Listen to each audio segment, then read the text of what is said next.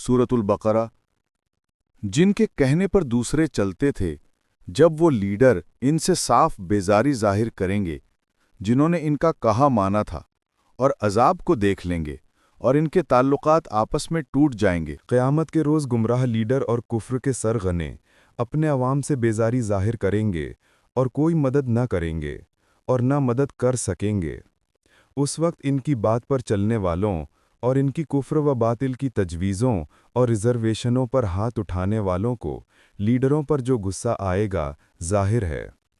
इसी आयत के आगे अवाम की परेशानी और पशेमानी का तज़करा फरमाते हुए अल्लाह जल्ल शानुहु ने फरमाया, और इन लीडरान बातिल के अवाम कहेंगे कि किसी तरह एक मर्तबा ज़रा हमको दुनिया में जाना मिले तो हम भी इनसे साफ अलग हो जाएं, जैसा ये हमसे उस वक्त साफ अलग हो गए और इनको दोज़ख से निकलना नसीब ना होगा।